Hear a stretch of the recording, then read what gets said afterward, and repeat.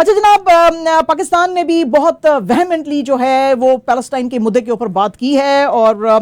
United Nations में जो पाकिस्तान के परमानेंट रिप्रेजेंटेटिव है मुनीर अकरम साहब, उन्होंने बड़ी ही पावरफुल स्पीच दी और उन्होंने कहा जी कि आप लोग कह रहे हैं कि हमको गलती देखनी चाहिए, तो गलती हमको बिल्कुल नजर आ रही है कि कौन कर रहा है। आपको ओरिजिन्स देखने चाहिए। इजराइल का जो ऑक्यूपेशन है दैट इज द ओरिजिनल सिन, और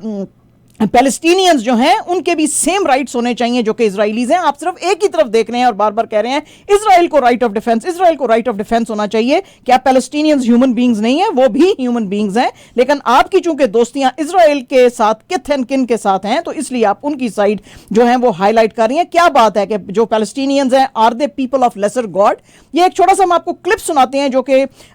मुनीर अकरम साहब ने यूनाइटेड नेशंस जनरल असेंबली में ये जो स्पीच दी है, क्योंकि यहाँ पे अडॉप्ट की थी Jordanian resolution for humanitarian truce in Gaza, उसके ऊपर इन्होंने स्पीच करते हुए जो बात की, आप प्लीज उसको सुने जरा। If you are fair, if you are equitable, if you are just, you will not blame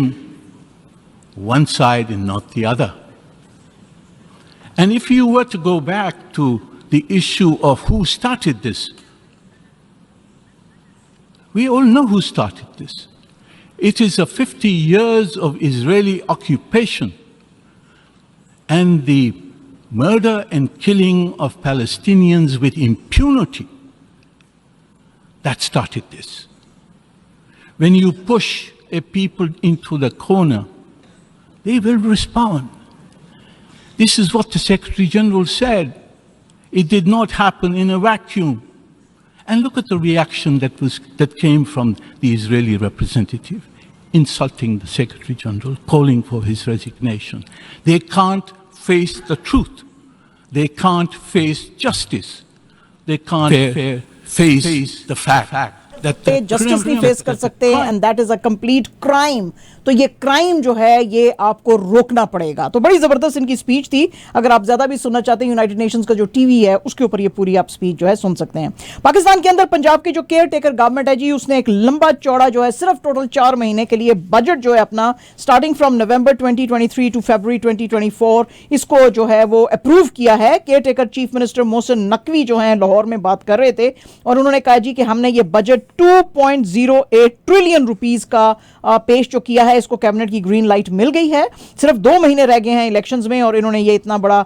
जो है वो बिल लेकर अब फिर से एक और सामने आ गए। बिल का मतलब है कि इतनी बड़ी जो स्पेंडिंग अब ये करेंगे। इसमें उन्होंने कहा जी कि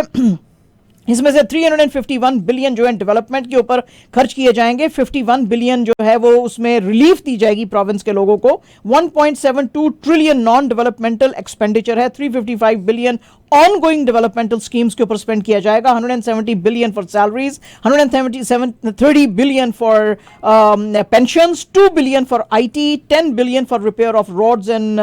buildings, 208 billion for health, 222 billion for education, 7.3 billion for climate change and 10 billion for agriculture. तो ये जनाब इन्होंने सारा आज जो है और गवर्नमेंट पे अब ये माशाल्लाह से बोझ डाल के जाएंगे और उसके बाद फिर जो है कहेंगे जी कि हमने तो बड़े अच्छे काम किए थे। आज पाकिस्तान ने जो है United Nations high commission for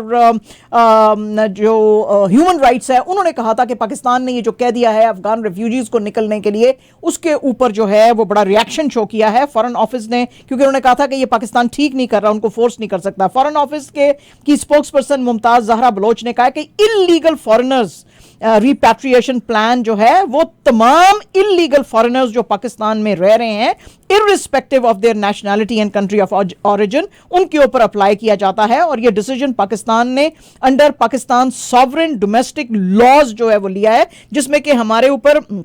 लाजिम है कि हम पाकिस्तानी शहरियों की प्रोटेक्शन और सेफ्टी के ऊपर काम करें, खासतौर पे वो जो कि बहुत ही वल्नरेबल हैं, क्योंकि ये बहुत ही अब सीरियस होता जा रहा है। पाकिस्तान का रिकॉर्ड आपके सामने है, पिछले 40 इयर्स में हमने millions of Afghans brothers and sisters जो हैं उनको होस्ट किया है और इंटरनेशनल कम्युनिटी को भी अब जो है अपनी एफर्ट्स और बढ़ाने की जरूरत है। लेकिन ये जो रिफ्यूजीज हैं जो इलीगली रह रहे हैं, क्योंकि आपको पता ही है कि पता चला था कि बहुत सारे जो जुर्म हो रहे हैं उसके अंदर अफगान नेशनल्स जो हैं शामिल हैं पाकिस्तान के अंदर, तो इसलिए ये फिर कहा था केयर टेकर इंटीरियर मिनिस्टर ने, सरफराज बुख्ती ने, कि लोगों को हम नवंबर 1 की डेट दे रहे हैं और उस वक्त तक तमाम के तमाम इलीगल लोग जो हैं वॉलंटरली वापस चले जाएं। और इंटीरियर मिनिस्ट्री ने आज कहा है कि ये जो रिटर्न ऑफ एलियंस है ये अब शुरू हो गया है और 15,000 से 20,000 जो हैं ऑलरेडी पाकिस्तान को छोड़ के जा चुके हैं। ये जनाब इंडिया के अंदर जो है कुछ मामलात जो सामने आए हैं वो सोनिया गांधी जो है उन्होंने एक आर्टिकल लिखा है द हिंदू में, उस सिलसिले में सामने आए हैं। हुआ ये है कि मोदी जी ने जो है वो तो जाहिर है कि इजराइल चूंकि बड़ा ही ट्रेडिशनल दोस्त है इंडिया का, तो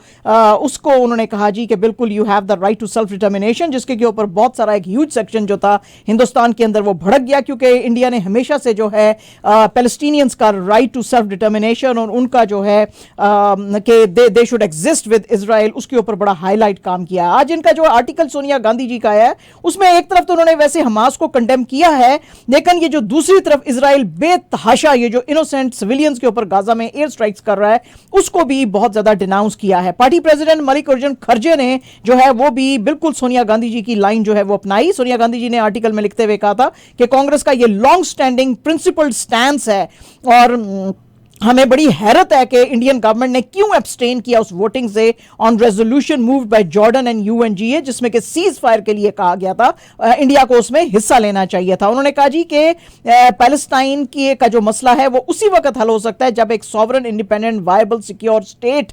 जो है जो कि को एग्जिस्ट करेगी पीसफुली इजराइल के साथ, उसके ऊपर काम किया जाए। और जो मोदी जी की तो इनिशियल जो स्टेटमेंट आई थी उसमें तो ये सेटलमेंट का कोई सिलसिला ही नहीं था, उसमें पैलेस्टाइन को तो मेंशन ही किया गया था। इससे पहले असल में प्रॉब्लम यह हुई कि जो कांग्रेस के general secretary incharge for communication Jairam Ramesh हैं, उन्होंने ये जो इजरायली सिविलियंस के ऊपर अटैक हुआ था हमास का उसको बड़ा क्रिटिसाइज किया, जिसके के ऊपर फिर पार्टी के अंदर कुछ लोग जो थे उन्होंने बड़ा उसके ऊपर क्रिटिसाइज किया। जब उन्होंने क्रिटिसाइज किया तो खरगे साहब ने कहा कि ये जो brutal attacks of Israel on Palestine है इनको भी खत्म करने की जरूरत है और ये बिल्कुल भी ठीक नहीं है, जिसके के ऊपर फिर सोनिया गांधी जी ने आर्टिकल लिखा और उन्होंने कहा जी कि ये बिल्कुल ठीक नहीं है कि जो हॉरर्स हमास का एक्शन लेकर आया था वही हॉरर्स जो हैं आप पैलेस्टीनियन सिविलियंस के लिए और ऑर्डिनरी लोगों के साथ जो है वो करें, ये बिल्कुल ठीक नहीं है। और इंडिया का ये हमेशा से लॉन्ग एंड प्रिंसिपल स्टैंस रहा है कि दोनों को साथ को एग्जिस्ट करना चाहिए। तो आज इसके ऊपर जो है वो ऑपोजिशन ने जाहिर है बड़ी पॉलिटिक्स की और बड़ा इनको बुरा भला कहा कांग्रेस को कि भाई आप ऐसे कैसे कह सकते हैं। आंध्र प्रदेश के अंदर एक विजयनग्राम डिस्ट्रिक्ट के अंदर दो ट्रेनें जो हैं उनका आपस में टकराव हुआ। विशाखापट्टनम और रेगादा पैसेंजर स्पेशल ट्रेन जो थी उसने हिट किया विशाखापट्टनम पालसा जो पैसेंजर ट्रेन थी उसके साथ। उसके अंदर बहुत सारी बोगियां जो थी वो डिरेल हो गई थी, जिसकी की वजह से 18 ट्रेन कैंसिल हुई, 11 पार्शली कैंसिल और 22 को डाइवर्ट किया गया था। रेलवे मिनिस्टर अश्विन वैष्णव ने कहा है अपने एक्स के ऊपर कि काम इसके ऊपर जारी है और बहुत जल्दी सर्विसेज जो हैं वो फिर से जारी कर दी जाएंगी, इलाके सारे को साफ किया जाएगा, लेकिन इसके अंदर जो मरने वालों की तादाद है वो ऊपर जा सकती है। मरने वाले जो हैं उनको 10 लाख रुपए, जो ग्रीवियसली इंजर हुए हैं उनको 2.5 लाख और जो माइनर जिनको इंजरीज आई हैं उनको 50,000 गवर्नमेंट जो है वो देगी। इंडिया टुडे की आज एक रिपोर्ट है जी और इसके मुताबिक महाराष्ट्र पुलिस साइबर सेल जो है उन्होंने रैपर बादशाह को बुलाया है for online betting app fair play और वो उनका ईडी जो है उसका कहना है कि इसके अंदर और भी बहुत सारे सेलिब्रिटीज शामिल हो सकते हैं। बादशाह को से पहले इन्होंने संजय दत्त, रणवीर कपूर, हुमा कुरैशी, कपिल शर्मा और श्रद्धा कपूर को भी बुलाया था और उन्होंने कहा था कि हो सकता है इन लोगों ने इलीगल बेटिंग की हो फॉर आईपीएल मैचेस और इलीगली इनको प्रमोट किया हो देखने के लिए इस ऐप के ऊपर। इसके ऊपर ईडी ने वैसे क्लैरिफाई करते हुए कहा कि हम इन सेलिब्रिटीज को बुलाएंगे, लेकिन रणवीर कपूर को अभी तक तो उसको एज एन एक्यूज हम नहीं देख रहे हैं, लेकिन उसको इसलिए हम बुलाना चाहते हैं कि हो सकता है उसकी इस सारे स्कैम के बारे में कोई ज्यादा अंडरस्टैंडिंग हो और वो जानता हो कि उसके जो ये सारे दोस्त यार हैं ये कैसे काम कर रहे हैं, तो इसलिए हम इनको बुलाना चाहते हैं और इनसे पूछना चाहते हैं। तो आज बादशाह साहब जो हैं वो आज इनके साइबर सेल में महाराष्ट्र पुलिस के जाते हुए नजर आए। कंगना रनावत साहबा जो हैं उनकी जो तेजस आई थी वीकेंड के ऊपर वो बेतहाशा बुरे तरीके से फेल हो गई है। 3 दिन के अंदर सिर्फ इस मूवी ने 3.8 करोड़ कमाए हैं और इसके बारे में इंडस्ट्री एक्सपर्ट्स जो है उनका ये कहना है कि लोग जो कि देखते हैं फिल्में जैसे कि मिशन इम्पॉसिबल और टॉप गन, उनको पता ही होता है कि ये फिल्में किस तरह की होती हैं, उनको कुछ भी इसके अंदर एक्साइटिंग नहीं नजर आया, इंतहाई वीक कैरेक्टर्स और वीक जो है वो स्क्रिप्ट था, तो इसलिए जो है उनको पसंद नहीं किया गया। इसके अलावा लोगों ने और भी बेतहाशा एतराज किया क्योंकि कंगना रनावत साहिबा ने मुलाकातें की वीकेंड के ऊपर इजराइल के एम्बेसडर के साथ, और उन्होंने कहा जी कि हम बड़ा कंडेम करते हैं जिन्होंने आपके ऊपर अटैक किया है, तो जाहिर है कि जनता इनके ऊपर जो है वो बड़ी भड़की। पाकिस्तान के जो फॉर्मर क्रिकेटर्स हैं शाहिद आफरीदी और वकार यूनुस साहब, उन्होंने बहुत ज्यादा एतराज किया गया है कि जो एक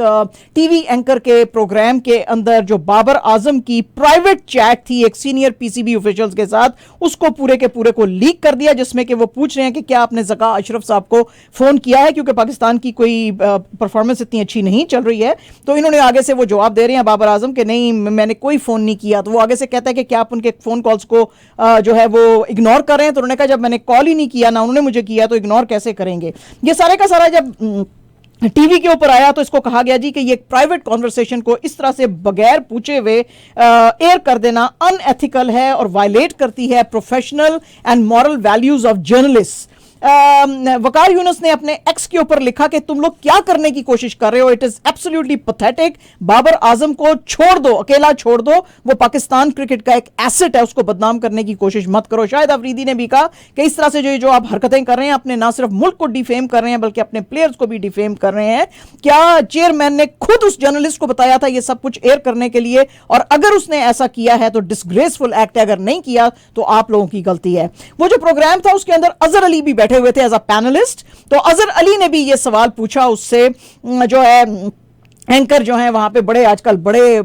सेलिब्रिटी वो बने हुए हैं, तो उन्होंने कहा जी कि आपने क्या बाबर से पूछा है, अजहर अली ने कहा, या आपने चेयरमैन से पूछा है। तो पहले तो वो जो एंकर साहब हैं उन्होंने बड़ी आएं बाएं शाएं मारी, नहीं नहीं अगर मेरे पास कोई चीज आएगी तो मेरा जॉब है ये सामने लेकर आना, जिसपे अजहर अली ने कहा कि ये अगेंस्ट एथिक्स है कि आप लोगों की प्राइवेट जो कॉन्वर्सेशंस हैं वो ऐसे एयर करें। तो उसके ऊपर फिर जी एंकर साहब ने बड़ी माफी मांगी, उन्होंने कहा हाँ ये गलत रसीद, फायदा क्या हुआ, आपने सब कुछ एयर तो कर दिया, हाँ कर दिया। यानी जर्नलिस्ट जो है, मैं खुद भी जर्नलिस्ट हूं, and for the last I mean donkey's years I mean journalism, across the globe में जर्नलिज्म करके आई हूं। कभी आप अनवेरिफाइड चीज ऐसे नहीं कर सकते। कभी मुझे तो समझ नहीं आती कि इनके अब एडिटर्स कौन बैठे हुए हैं। हमारे तो एडिटर्स इतने सख्त होते थे माजिद भाई, 10 दफा चीज को वेट करते थे और फिर जाने देते थे। Exactly. पूरा एक जो है वो ग्रुप बैठा होता है जो कि रिसर्च डिपार्टमेंट में होता है, सीनियर जर्नलिस्ट होते हैं, वो फाइंड आउट करने की कोशिश करते हैं क्या सच है। मेरी अपनी कितनी स्टोरीज जो होती थी इंटीरियर मिनिस्ट्री की, इंफॉर्मेशन मिनिस्ट्री की, जो आपको मतलब आजकल तो व्हाट्सएप पे जो चीजें हैं सब जी वो छापते नहीं थे, एडिटर्स जो थे छापते नहीं थे, वो कहते थे नहीं नहीं हम खुद फोन करेंगे, हम पूछेंगे इंटीरियर मिनिस्टर को या जो इंफॉर्मेशन मिनिस्टर है कि क्या ये चीजें सब सही है, तो शाजिया बीबी फिर आपकी ये खबर छापी जाएगी। मुझे तो समझ नहीं आ रही कि ये कैसे अनएथिकली सारा कुछ ऐसे जाने देते हैं इनका। और फिर बाद आके सॉरी, बस ये जो थैंक यू और सॉरी 2 वर्ड्स देके चला गया गोरा इनको, बस उसके ऊपर ये भी अब जो अपनी जिंदगी चला रहे हैं। अच्छा जनाब, इंजमामुल हक साहब ने जो हैं उनके ऊपर जो एलिगेशंस आए थे कि एक फॉरेन कंपनी है जो कि इन सारे प्लेयर्स को चला रही है और उसके अंदर इनके बड़े फायदे हैं, और उसकी वजह से जो है ये अपने पसंद जो हैं खिलाड़ियों को खिला रहे हैं। उसके रहते हुए इन्होंने जो है रिजाइन कर दिया है। पीसीबी की 5 मेंबर फैक्ट फाइंडिंग कमेटी जो है अब वो सारे ये जो कॉन्फ्लिक्ट ऑफ इंटरेस्ट के एलिगेशंस हैं इनको प्रूव कर रही है और एक रिपोर्ट सबमिट करेगी ज़का अशरफ साहब को। और इसमें जब ये एलिगेशंस अब लगाए गए हैं और ये जो एक फैक्ट फाइंडिंग अब प्रोब चलाई गई है, तो उसके ऊपर इंजमामुल हक साहब ने कहा कि मेरे लिए ठीक नहीं है कि मैं ये यहाँ पे सिलेक्शन कमेटी में बना बैठा रहा हूँ, लेकिन उनको बड़ा अफसोस हुआ। उन्होंने कहा लोग जो हैं विदाउट इन्वेस्टिगेशन कोई ना कोई बातें करते रहते हैं और उनको कुछ पता नहीं होता कि हकीकत क्या है। और इससे पहले भी मैंने इस पोजीशन में काम किया था बिटवीन अगस्त 2016 से जुलाई 2019 में, तो मैं जो है भरल आगे नहीं चल सकता, लेकिन अगर पीसीबी ने मुझे बुलाया फॉर एनी प्रोब तो I will always be available. और जनाब फीफा जो है उन्होंने बैन किया है फॉर्मर स्पेनिश फुटबॉल फेडरेशन के जो चीफ हैं लुई रेबेलेज, आपको पता ही है, फॉर 3 इयर्स, क्योंकि उन्होंने किस कर लिया था जब ये जीते थे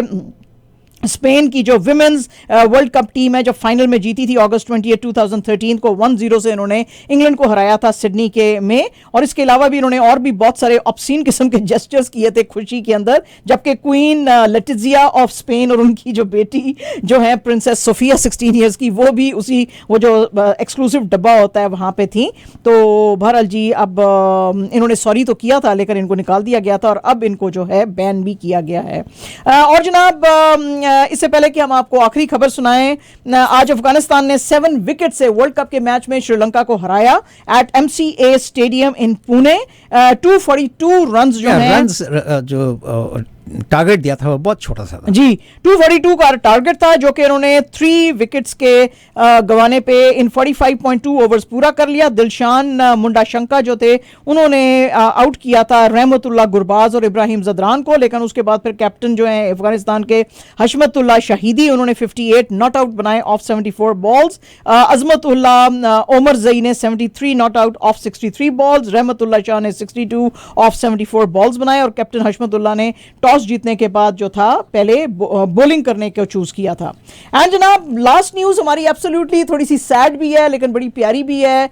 लेकिन बस वही है जिसको अल्लाह रखे कौन चखे। आपको पता ही है कि पैलेस्टीनियन फुटबॉलर्स जो हैं बेशुमार जो हैं उनकी डेथ्स हुई हैं। वो लोग जो हमारा टीवी देख रहे हैं वो देख रहे हैं एक जो फुटेज है जो हम आपको दिखा रहे हैं, ये एक प्लेयर है हाज़म अल रिकावी। जब ये ली गई थी तस्वीर उस वक्त ये 19 इयर्स का था। शबाब रफ़ा के लिए ये फुटबॉल खेलता होता था और कहते हैं जी कि एक दफ़ा ये सारे प्लेयर्स जो हैं दिसंबर 2008 में जा रहे थे अपनी एक बस के अंदर जब इजराइल ने इनके ऊपर अटैक किया था और सारे के सारे लड़के जो थे फुटबॉलर्स, सॉकर प्लेयर्स, ये पैलेस्टीनियन जो थे ये मर गए थे और इन सारी बॉडीज को अल शिफा हॉस्पिटल में शिफ्ट किया गया था। वहां पे उसके मॉर्ग में रखा गया था। जब इसकी मां अल रिकावी की, जैसे कि बाकी लड़कों की मां आ रही थी, अल रिकावी की आई तो उसको अपने बेटे का हाथ हिलता हुआ नजर आया। जब उसने देखा तो उसको नजर आया कि वो बेटा है तो बहुत बुरे तरीके से जख्मी लेकिन वो जिंदा था। वो कहते हैं जी ये पहली जिंदगी मिली थी इस अल रिकावी को। उसके बाद एक दफा फिर से ये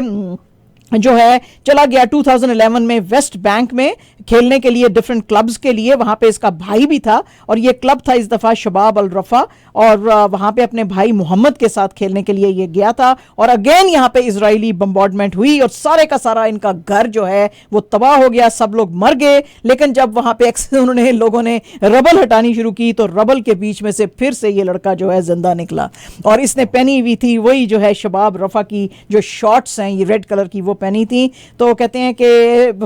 फुटबॉल का तो पैलेस्टीनियंस को भी बड़ा शौक है लेकिन सारे के सारे तकरीबन इनके जो फुटबॉल प्लेयर्स हैं वो मर चुके हैं। लेकिन बहरहाल ये जो है इसको दूसरी दफा जिंदगी मिली है, हालांकि 2 दफा इजरायली बॉम्बिंग्स हुई हैं एंड गॉड से अल्लाह रखे से कौन उसके कौन चखे।